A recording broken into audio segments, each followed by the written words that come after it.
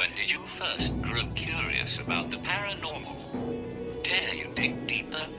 You are listening to Howls of Asher.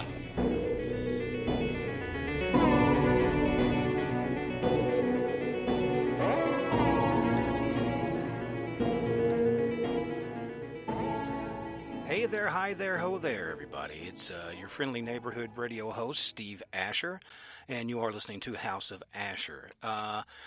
What can I say, guys? What can I say? It's been a busy last few days. Let me see, what is today's date? My God. Day after Christmas, how can I forget? Anyway, Christmas Eve, Christmas Day, just a flurry of activity here at the Asher Keep, and everything went well. Everybody was well fed. Everyone was safe. And at the end of it, everybody was happy. There were gifts shared, drinks, drunketed, as they would say in my old neighborhood. We drunketed it. Anyway, things went well. Everybody got home safe and alive, one piece. And all in all, not too bad. Did kind of have some scary stuff. I had a neighbor that he's had 3 bikes stolen in like the last few days. Kind of scary. Is it a sign of the times, or is it just I don't know, the price of crack or meth or something's going up? I don't know, kids. I don't know.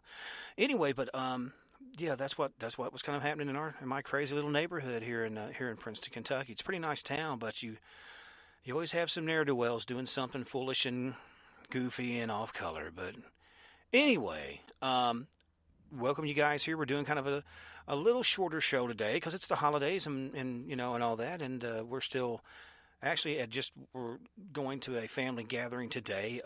Not everybody can get off for Christmas, and some people have to do it before or after. So anyway, I'll make this short. I was talking to some of my listeners about family visitations, and it's funny because most people don't think of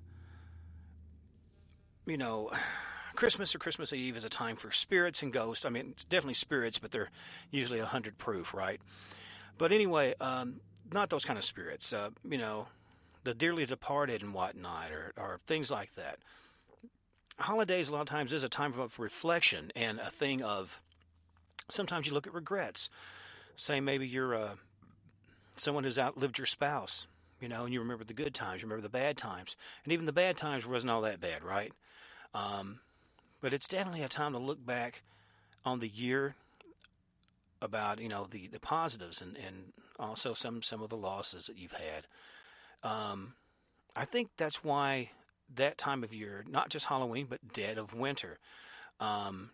There's a reason they call it the dead of winter. Everything slows down. It's a little different now in our modern time, but back then, everybody thought, well, Halloween, of course, but that was gathering season.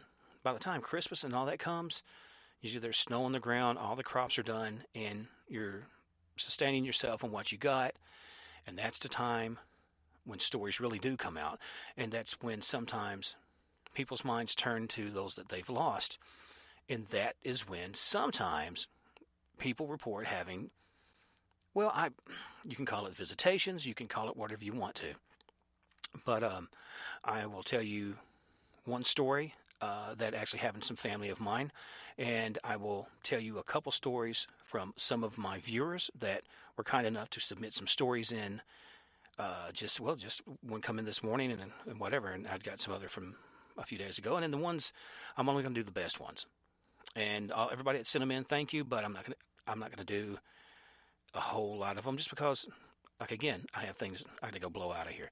So anyway, my mom, she was a younger gal. This is back probably in the 40s. And anyway, they were busy getting ready for family to come visit. Well, and they were waiting. You know how it is. You've always got that one relative. It's like, I'll be there at 2. It's 7 o'clock when they get there. Everybody's waiting. The food is cold. All the kids are bitching. Everybody's mad. But it's family. You wait for family, right?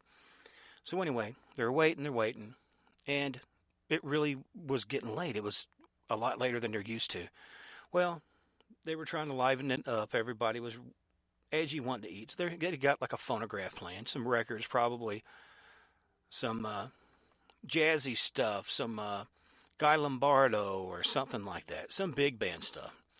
So anyway, they're sitting there playing their thing, and so anyway, so they're sitting there rocking out with their little phonograph. Well, and they said, or my mom had said actually later, that there was just a really weird presence. There was an odd feeling in the house. Something didn't jive. Something was amiss, and it wasn't like, oh my God, somebody fell off a ladder or something. It was just a strange unease in the house. Well, animals were acting weird, barking and acting strange, whatnot, going to the doors. They looked outside, no one's there. Anyway, so here they go. They go on, they're waiting. Dogs do it again. And so then this time they heard a sound upstairs. They're thinking, wait a minute, did someone done slip inside? Did our family that we're waiting on, it was an aunt. Uh, and I think it was an aunt and one of the sons, or anyway, went upstairs, and the phonograph was still playing, but if I'm not mistaken, I think they said it was playing backwards, which is, it's never a good start. If you've got the thing on, yep, like, yep. Anyway, dogs are freaking out. Creepy feeling in the house. It's Christmas, right? It's not a Christmas feel, right? So anyway, but on top of that, which my mother's name was Myrtle, acted like they kept hearing stuff on the phonograph. More than that, she swore that she had heard someone say her name, almost like a Myrtle, are you there? Well, at that phenomenon happening, the room is filled with sort of a smell, almost like flowers or potpourri or some kind of nice fragranted scent. It wasn't the smell of death. A lot of times that people talk about, it's like, oh, I knew I was in the face of something dead or something evil because I could smell the smell of death, or I could smell the brimstone, or I could smell the oily, greasy, whatever, foul, pungent smell of, whatever creepy thing you want to add to that. It was nothing like that. It was kind of like this was her aunt's favorite scent. And supposedly, to cap this off, it looked like they saw a glowing flower suspended in the room. Uh, I'm not sure if it was a lilac or a rose. I think it was a rose, which was her favorite flower. Then the flower dropped to the ground, disappeared. The phonograph went back to playing music. The dogs calmed down. Well, everyone's down in the living room talking about how extremely strange that was. Well, not a few minutes later, there came a ring on the phone, and apparently that aunt who was late to come had been apparently in a really, really horrific car accident. I believe it killed the aunt and possibly the son or another passenger. I think the driver of the other vehicle miraculously made it, but it was like a truck hitting a smaller old school car, which, I mean, they were made of steel back then. They were pretty tough. So, but the point is, they were smashed. And apparently, the time that all this hubbub was going on, and the sounds and the whistling and all the weird sounds of dogs freaking out, the smells, the pressure changes, happened right around the time that the accident happened. And the flower in the voice came, I guess they were trying to save the aunt, and she kind of come to for a minute and apparently said my mom's name, Myrtle, and faded out and was gone. So make it what you want to. I don't question it. Due to the fact that it's not like my mom told those stories all the time, but it's the way she told it, and it was she never forgot it. It was really it was sad, but it was also sort of one of those confirmation that there's life after death, and that there's something beyond this. This ain't it. It would really suck. I'm a bit of an agnostic, but it would really suck if this is the absolute all we got. I'm not saying try not to make this as good a place and as healthy and vibrant a place as you can, and make it a place of learning. But I would love to think that there's something else coming after this game. Another try, maybe some reincarnation, and maybe that ties in with visitations too. Maybe they want to come back and take a last look before they go into their next incarnation. I don't know. Okay, so one of my listeners, let me get this up on the screen here. And Angie, I'm not sure, I don't know if she wants me to say her town. Let's just say Pennsylvania. Angie out of Pennsylvania, part of a big trucking company. And a lot of times, most people think, oh, well, holidays, everyone's home with their family. A lot of people aren't. If you are in the trucking industry, probably not. If you are law enforcement or emergency squad people or firemen, you're probably not. If you are in the service industry, retail industry, a lot of industries, unless you are a banker with banker's hours or can kind of pick your own time, odds are you ain't home. And if you are, it's long enough to exchange presents in the morning before your shift, or you just come in after pulling a double the night before to get 2 or 3 hours off with your family and catch about 3 before you go back in for another shift. That's, it's especially true in modern America. If not, I'm sure all the way around the world. But so anyway, Angie had explained that she had some family that was doing what is called in the business as lumping. They would take a truck, and depending on how quickly, not everything is what you call a drop trailer. Sometimes you can go drop it, they sign for it, you leave, and it's called bobtail, where you don't have anything pulling behind the semi, and you go on to your next thing, maybe load up at a nearby factory to take another thing across the country or across a couple states or whatever. Well, sometimes they don't want that. Sometimes they want this pulled off. Sometimes this is true in frozen foods, perishables, things like that. Sometimes this is true in livestock, things like that. Different things require different types of handling, right? You can't just leave some of this stuff willy-nilly. Anything could happen to it. Precious cargo and all that. So anyway, apparently Angie's, I think it's a brother and sister, if I'm right, okay, I won't say the names, but okay, let's just say her brother and sister were team drivers. And what that means is they will split the duty, and wheels are rolling constantly, which is the way to do it. If you're going and you're dropping off, and you can limit the amount of downtime that you have to have, and you don't have to sit and wait for 4 hours for a yard to open up, you're doing pretty well. You can make quite a bit of money. And I've got family that did that kind of work. Okay, anyway, so they were going, it looks like from Lubbock, Texas. I can almost guarantee that this was farm-related, cattle-related. Texas is a big cattle area. So they're going from Lubbock, Texas to, I believe it said Portland, Maine. Yes, Portland, Maine. And for whatever reason, they had to do a detour. All right, and that's fine. So anyway, it put them a little behind schedule. All right, so when they finally got to the area, the usual people that would unload the freight were gone. And some teams will have people in town set up for lumping. It's almost like day labor. And they'll go, hey, do you want to help me unload 5,000 units of, I don't know, blenders, or 700 units of microwaves. Okay, cool. And you come in, you throw them whatever it is. I don't know if it's $100, whatever, 150, whatever. Maybe it's less.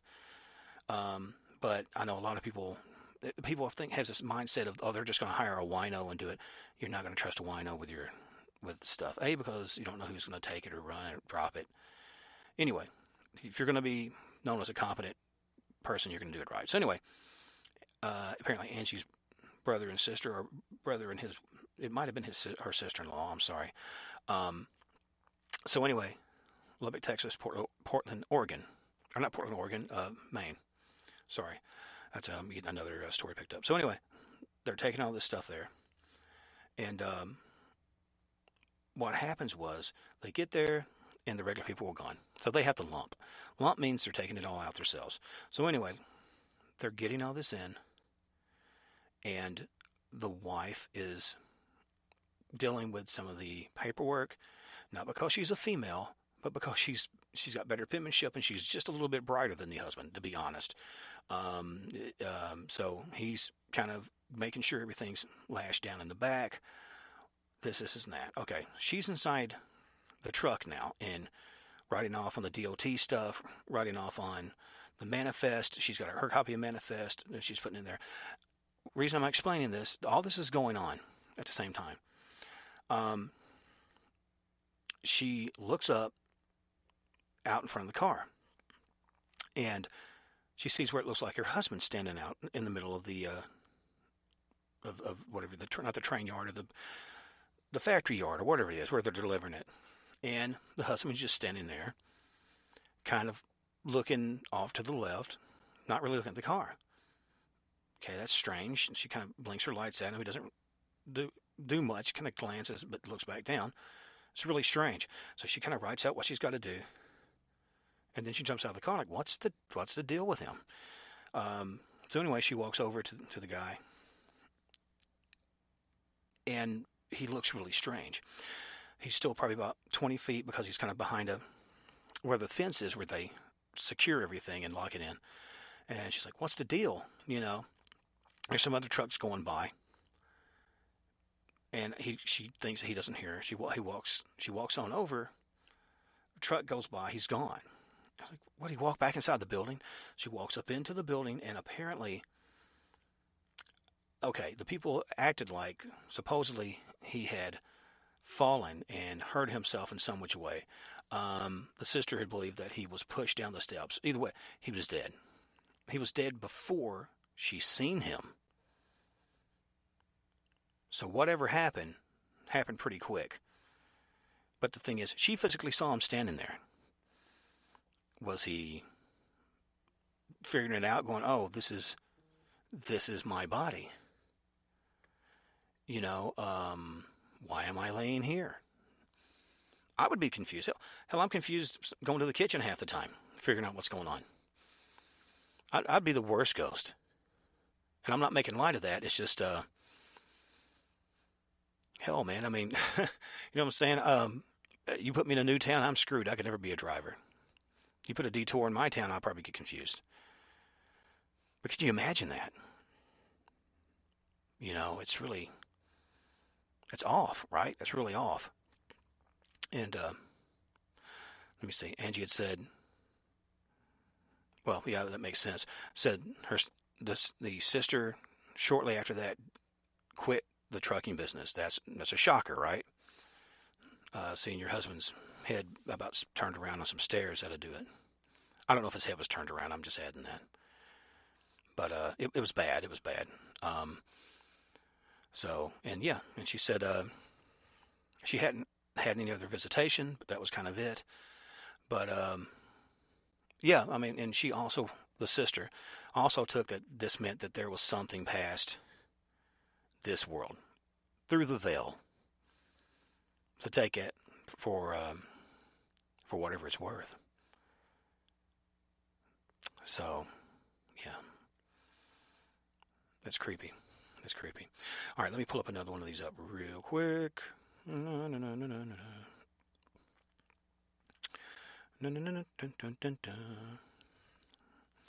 Okay. Mike Wood. I don't want to say his last name. Someone said his last name. Sorry, Mike. I'm telling you, I'm slipping, guys. I think a tick bite did me in. All right, so anyway. So Mike. Well, I wouldn't call him a biker. I wouldn't necessarily call him a biker. He's not exactly a weekender guy either. He's one of those cats that grew up in sort of a motorcycle family. So it was just like around here, a lot of people have horses, man, and you just grow up with horses. I don't mean you're a freaking cowboy, right? But that he was used to that, and so anyway, he did a lot of stuff with bikes. Anyway, one of the big things that him and some of his brothers, and I say it, fraternally and also biologically, would do is anytime there was like a military rider. Okay, because I don't necessarily want to say biker, because not everybody gets. I don't have a problem with bikers. Um, Bikers do their thing. There's some that are kind of a little bit more outlaw and militant, and I don't mess with those guys either. But most of these guys are just regular dudes, but they love their bikes, man. They love their bikes, just like some guys love to go hunting. Some guys love whatever, skee ball. I don't know, hell. Anyway, but they were doing a ride. Um, well, they had been trying to do a ride to raise money for this one guy. He was fighting cancer, and he was losing. He was losing bad. So they're trying to raise money. Initially, they were trying to raise money to help with some of the testing and some of the whatever, but it was at the point, it was like a stage 4 heavy-duty carcinoma, something. I don't know the terminology, and I apologize. Mike did not go into detail, nor should he. It's not anyone's business. It's cancer. It's freaking cancer. Show me a good cancer, okay? They don't exist.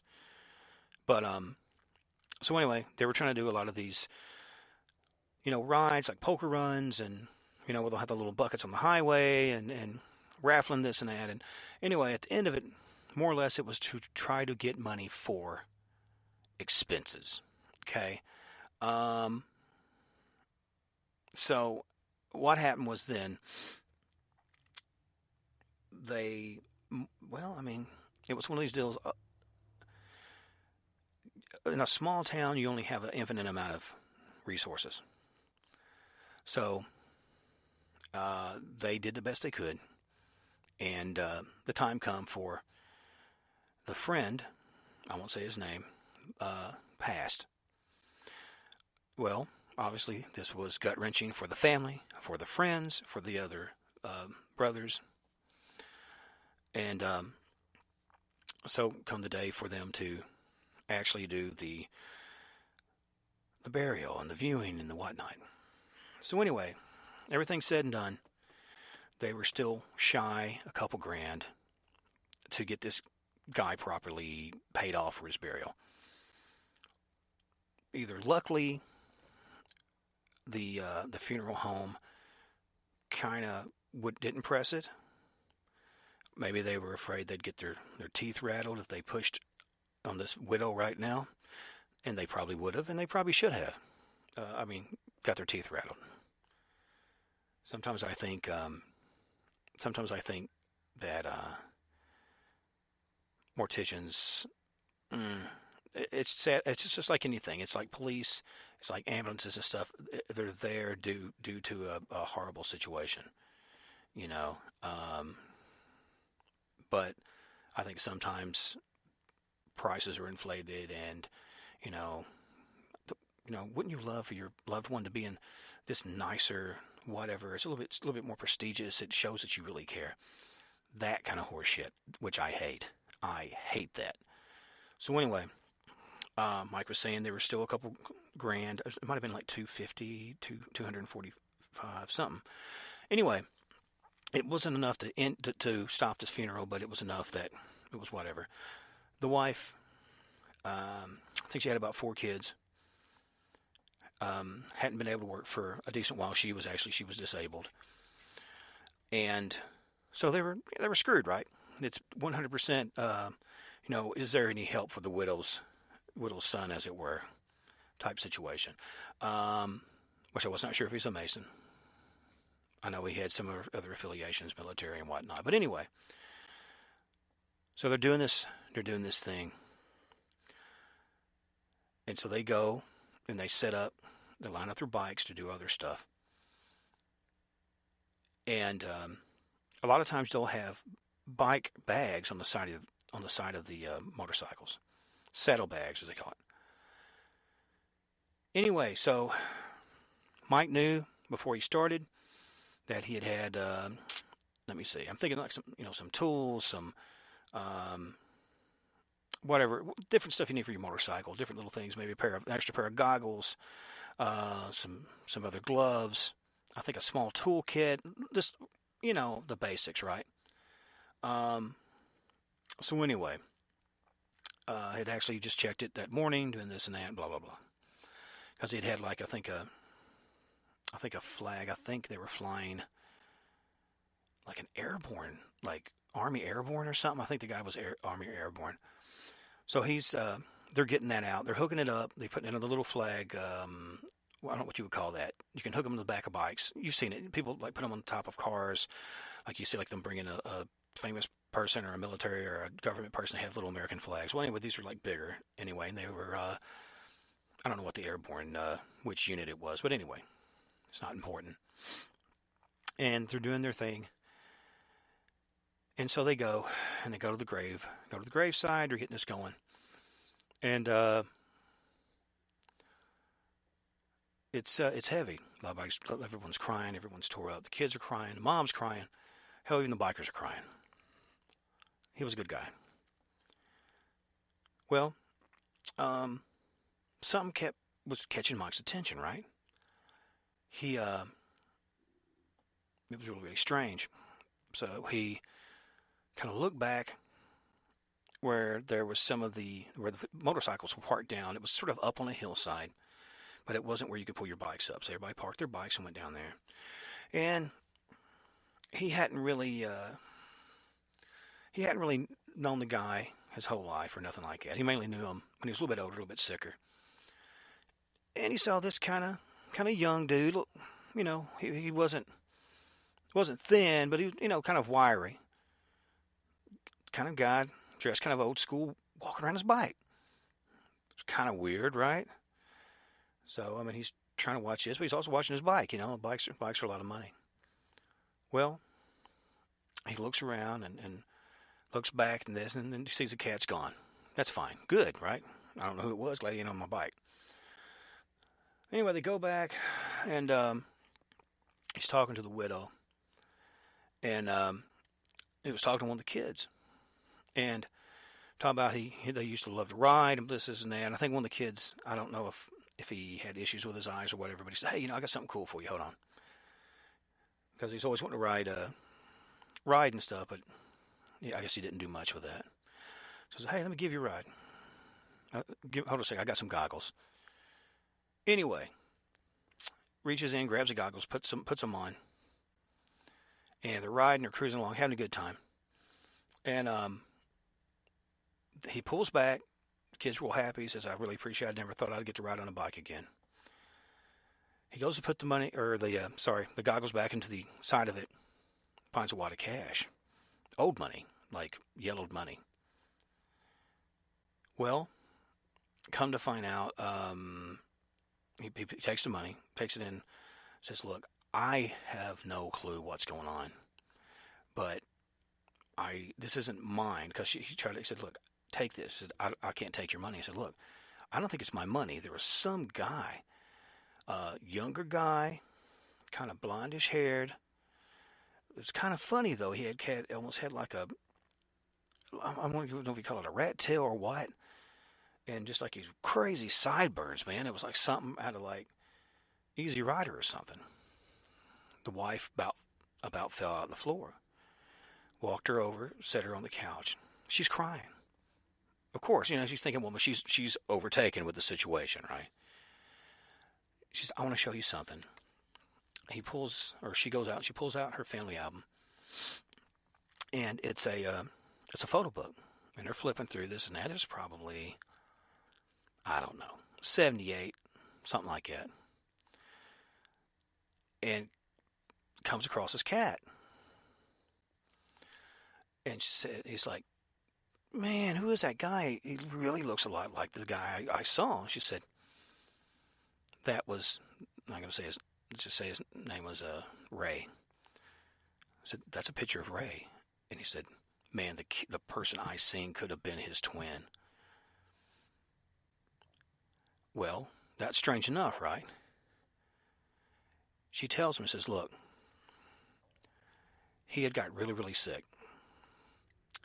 And before all this went down, he said that he had some old money that he got from whenever, had misplaced it. Don't know what happened to it. And as he got older, he got sicker. His memory went away. And basically, they feel that he somehow found that money and got it to him. It had to have been, from as yellow as it must have been in an attic or under a stairwell or something. But somehow or another, this guy provided, because it just shows you the love of a concerned parent. The extra literally come across that veil that supposedly is impenetrable and impassable to care for his family. That blew my mind. I'm going to tell you one more, and like I said, because I have some things to do, and I do want to say also, you may be listening to this on Speaker, Spotify, iHeart, iTunes, all those different ones. You may be listening to this on YouTube, on the House of Asher channel, and make sure to check out steveeasher.com. That's my webpage. It touches on the radio show, touches on my books, which includes the Hauntings at the Kentucky State Penitentiary, Part 2, Habitual Hauntings at the Castle, which is out right now. But there's a good possibility you are listening to the Para UK radio channel, which is based in England, and it's a monster. It's from pole to pole and around the equator. It doesn't matter if you have an igloo, a hut, castle, whatever you're living in, however you're living, you can pick that show up. The folks there at Para UK Radio are wonderful and always very, very kind people, and I'm so in their debt, and I'm sorry if it sounds like I'm kissing their butt, but I really do mean that. My show's a little quirky, my show's a little different, and I appreciate them seeing value in that, and I am really touched that this is happening. So anyway, last story I will tell you happened to a family member of mine.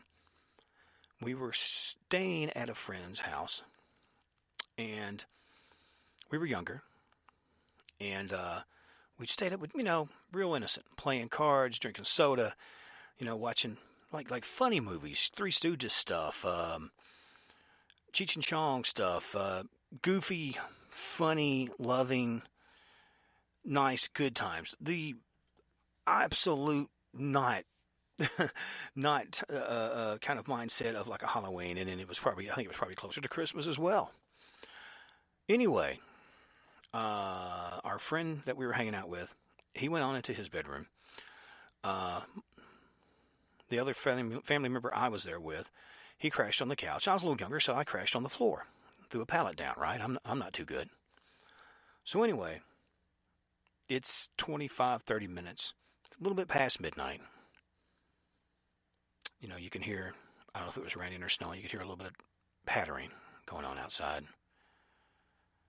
And the wind, just a little bit of wind. And it's extremely calm, extremely, just a really mellow feeling. Well, what was my brother? I'll just say it was my brother.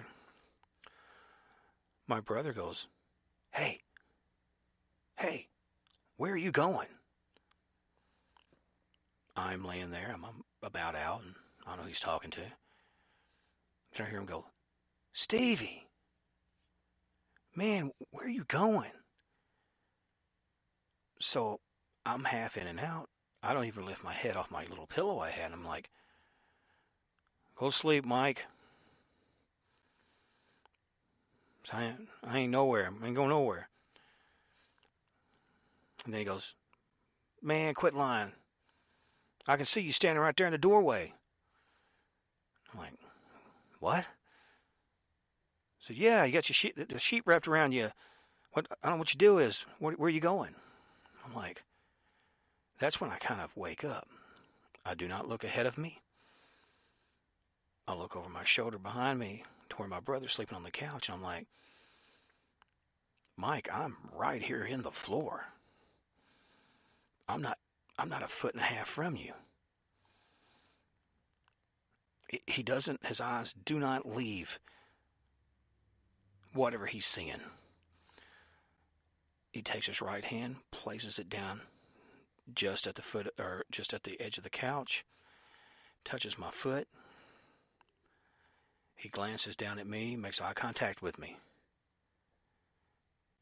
lifts his hand, turns over against the couch, puts the cover over his head, and that's it. He's out. I'm like, extremely weird. Okay, whatever. My brother's a weirdo. I don't get it. Well, that next morning was an interesting trip home. Not a lot was said. So I'm waiting to see if he's going to say something. He never kind of lets me in on what's up. And I kind of forget about it. Till about a week or so later, I don't know what we were doing. We were in the middle of doing something at Mom's house, and I was like, "Dude, what was your deal the other night?" And he's like, "What are you talking about?" I said, "Down at Gary's house." He's like, "Oh man." He said, "I really want to talk about it." And I was like, "Well," I said, "Man, what were you trying to scare me?" He said, "I ain't trying to scare you at all. I just was messed up." And I was like, "What'd you see?" He said, "Man, I seen you, or what I thought was you. You're standing right into the doorway going from the living room into the kitchen, on the left-hand side of the wall, next to where the wall phone is." I'm like, "Okay." And he said, "Well, you know what we said?" And I said, "Hey, man, I see you right there." And I reached down. I said, "Yeah, man, you grabbed my feet. And I told you don't mess with my feet." And then you turned over and went to sleep. He said, "Yeah." I said, "Okay." He said, "You'd never seen it, right?" I said, "Seen what?" He said, when I said that to you, and because it kind of turned a little bit, I could just see an outline where I could tell it was a face, but I couldn't tell who or what it was. I'm like, "Yeah." And he says, "Well, once I grabbed your foot and like it realized I knew that you were you and you were in the floor, it faded. It like sunk into the ground like you would drop a curtain, like whew, it boom into the ground and was gone. Not a shadow, not a mark, not anything." I'm like, "Yeah, I'm kind of glad you didn't tell me, man. I would have been trucking it home," which is like I didn't want to deal with it anyway. I said, "Okay." He said, "But there's more." I said, "Really? You saw it again?" He says, No, I learned something." I said, "Okay, what happened?" He said, "About 4 years ago, you know, Gary got this house from his grandparents." I'm like, "Yeah." He says, "Well, apparently his grandmother had really bad mental issues, and I guess she was trying to get her husband on the phone, and he couldn't come to the phone, and she still on the phone, basically standing right about where she was then, picked up a gun and blew her brains out. And that's where they found her, basically where you were laying." And so, of course, I'm like, "What? You took me to a freaking suicide house?" Which is like, "Look, man, I mean, those things happen at places." And he said, "I'd never seen anything like that. And the only thing we could assume was that the fact that I was laying kind of in the same relative position that she was laying in on the floor when this all went down. Could that have triggered it? I don't know. Could the storm or whatever weird, weather stuff that was going on triggered it? I don't know. I do not know. Maybe the activity, the liveliness of the house stirred whatever, residual energy that was there. I don't know. But it was weird. It was super freaky. Side note, never went back. Never, ever went back. Even in the daytime. It was no bueno, no good, no more. Don't want it, no mas. And And that's one of those many things that got me into being interested in the paranormal. But the holidays, Christmas is full of ghosts. Christmas carols.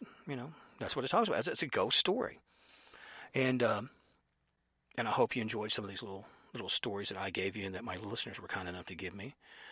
Um, you know, uh, uh, it's just one of those type of things. Angie and Mike and those guys. And I may get into more later. I may save these up for next year. I don't know. I may start feeding them in every so often in shows. Let me know what you think. If you're watching this on YouTube, leave a comment. Also, if you're listening to this, especially if you're a new person, please subscribe. Please like it. Please share it. Um, I'm hoping to build my numbers up where I can live stream on this. And it's always a pleasure to talk to you guys and have you on.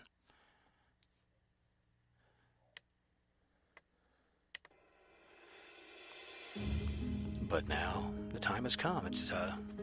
I'm going to go see some family, have some laughs, maybe enjoy a little bit of turkey.